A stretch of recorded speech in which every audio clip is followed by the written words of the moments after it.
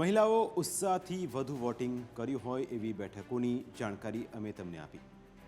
હવે એનાથી સાવ વિરુદ્ધ હકીકત પણ અમે તમને જણાવીશું. જમ્મુ કાશ્મીરમાં અનંતનાગ બેઠક પર કુલ મહિલા વોટર્સમાંથી માત્ર 7.61% મતદાતાઓએ જ વોટિંગ આપ્યું હતું. ગઈ ચૂંટણીમાં આ બેઠક પર કુલ 13.97 લાખ મતદારો હતા, જેમાંથી માત્ર 71,575 પુરુષો અને 51,274 મહિલાઓએ વોટિંગ કર્યું હતું. હવે અમે મહિલાઓમાં મતદાનનું પ્રમાણ કયા રાજ્ય અને કેન્દ્ર શાસિત પ્રદેશમાં વધારે છે એની વિગતે વાત કરીશું.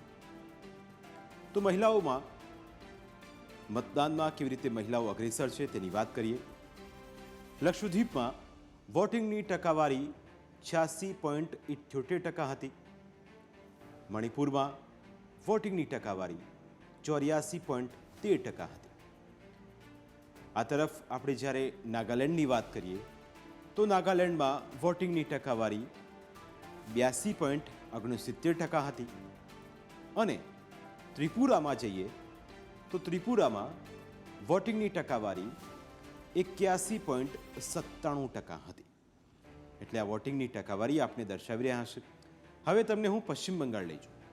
પશ્ચિમ બંગાળમાં વોટિંગની ટકાવારી 81.79% હતી. અને આ તરફ પુડ્ડુચેરીમાં મતદાનની ટકાવારી કયા પ્રકારની હતી? તો અહીં મતદાનની ટકાવારી 81.52% હતી. જ્યારે કે આસામ તરફ આપણે નજર કરીએ તો આસામમાં મતદાનની ટકાવારી 81.33% હતી. જ્યારે કેન્દ્રશાસિત પ્રદેશ દાદરાનગર હવેલીમાં વોટિંગની ટકાવારી 81.17%, અરુણાચલ પ્રદેશમાં વોટિંગની ટકાવારી 80.78% રહી. હવે વાત આપણા ગુજરાતની કરી. ગુજરાતમાં વોટિંગની ટકાવારી કેટલી રહી એ જ સમજો. તો ગુજરાતમાં વોટિંગની ટકાવારી 60% રહી. જ્યારે આપણા પાડોશી રાજ્ય મહારાષ્ટ્રમાં વોટિંગની ટકાવારી 58.82% રહી. આ તો થઈ મહિલાઓ દ્વારા મતદાનની વાત. જો કે સત્તામાં મહિલાઓની ભાગીદારી પણ જરૂરી છે. મહિલાઓ માટે લોકસભા અને રાજ્યસભાની ચૂંટણીઓમાં જે વિધાનસભાની ચૂંટણીઓ છે તેમાં 33% અનામત માટેનું બિલ સંસદમાંથી પસાર થઈ ચૂક્યું છે. સૌથી મોટો સવાલ એ છે કે શું એનાથી સ્થિતિ બદલાશે? આપણી પાસે એવા અનેક ઉદાહરણો છે જેમાં સરપંચ મહિલા હોય પણ તેમના પતિ જ કામકાજ કરતા હોય છે. અમે તમને એ પણ જણાવીશું કે રાજકીય પક્ષોએ સત્તામાં મહિલાઓની ભાગીદારી માટે અત્યાર સુધી શું શું કર્યું.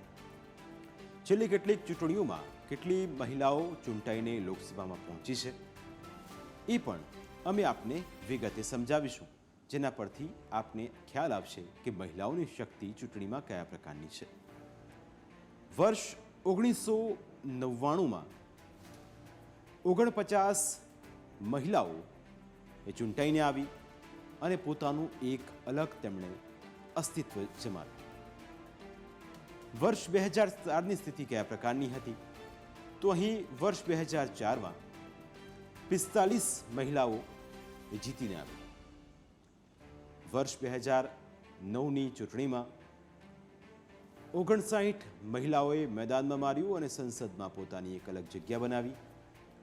વર્ષ 2014માં 62 મહિલાઓ ચૂંટાઈને આવી અને વર્ષ 2019માં 78 મહિલાઓને સંસદમાં સ્થાન મળ્યું હતું.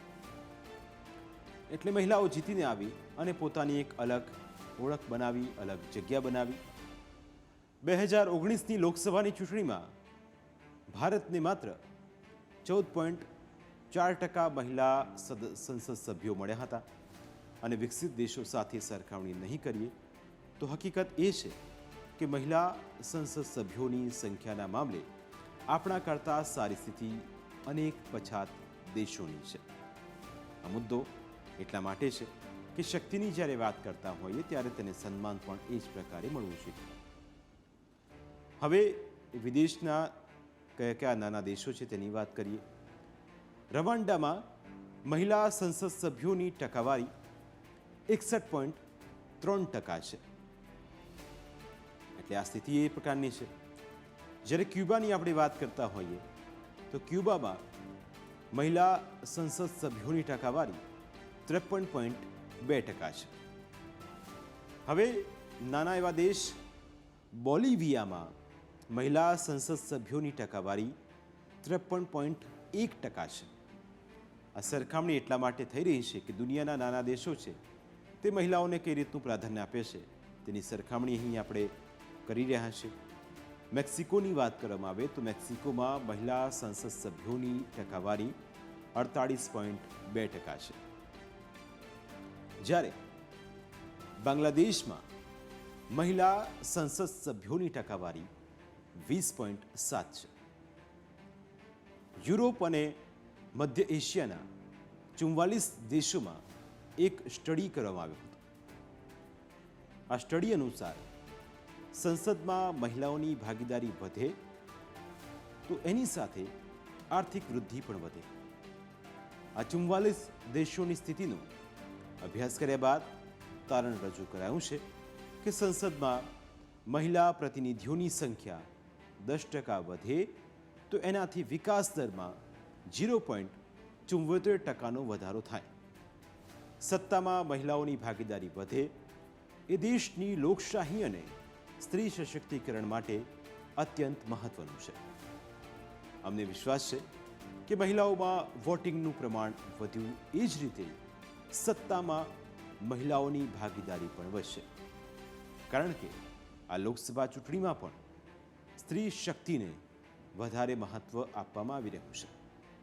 શક્તિ પર રાજનીતિ પણ થઈ રહી છે. પણ આપણે આશા રાખીએ કે જે રીતે દુનિયાના નાના દેશો મહિલાઓને જે સંસદમાં સ્થાન આપે છે એ જ રીતે આવનારા વર્ષોમાં પણ ભારતમાં પણ સ્થિતિ કંઈક આપણને આવી જોવા મળે. પ્રાઇમ 9માં સમય થયો છે બ્રેકનો. બ્રેક બાદ વાત કરીશું વિકસતા ભારતની.